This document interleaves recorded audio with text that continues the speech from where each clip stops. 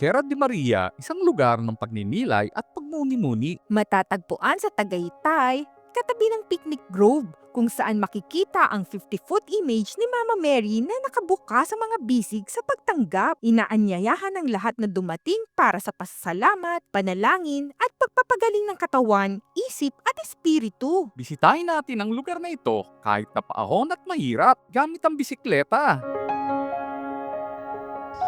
Good day mga kabike date! Panik tayo ng Tagaytay. Daan lang muna tayo ng Carmona, Calax hanggang Nuvali. 15 kilometer lang ang layo papunta, pero paahon ito na may 3 to 4% gradient na tarik.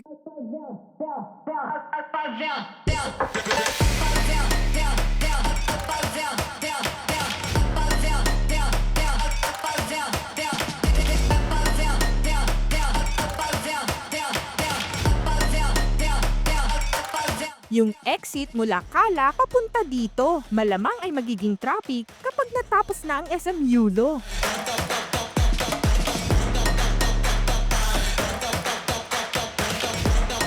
Nasa Adventist pa lang tayo, hingal na ako.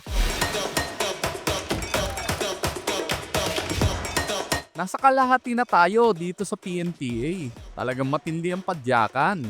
Ang kagandahan ng pagbike na umaahon ay nakaka-boost ng cardiovascular health. Tataas talaga ang heart rate mo sa ahon.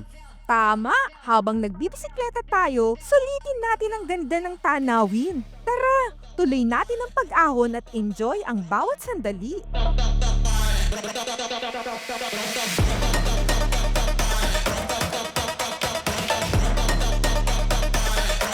Malapit na. Yan na yung bagong tulay.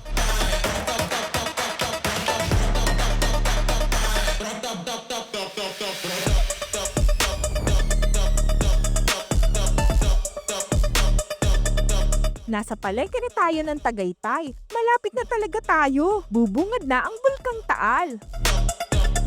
Buti tahimik siya ngayon. Doon pa tayo papunta sa Picnic Grove.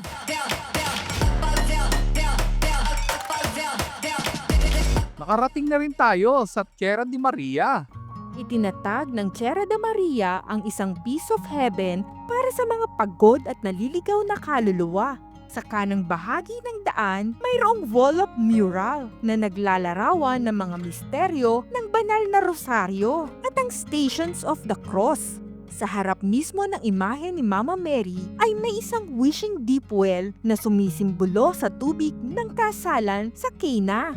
Maaaring magsindi ng kandila kasama ng mga panalangin habang patungo sa haven for meditation and enrichment. Sasalubungin ka ng katahimikan na parabang nasa banal na presensya ng Panginoon.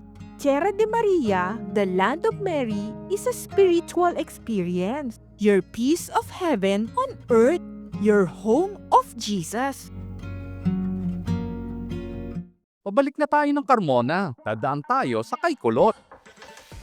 Mag-ingat tayo dahil pababa na tayo. Mas kailangan ng konsentrasyon kapag mabilis ang pagbaba dahil isang pagkakamali lang ay siguradong aksidente.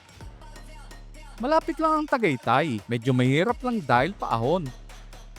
Pero maganda ang klima at nakakatulong sa pagdarasal at pagmuni-muni. Hanggang dito na lamang ang journey natin mga kabike date. Thanks for watching. Please like, share, and subscribe. Press na lang din ang bell button para ma-notify kayo sa aming latest upload. Comment na rin kayo for our improvement. Pwede ring panoorin ng ibang videos dito. Until next bike date. Bye!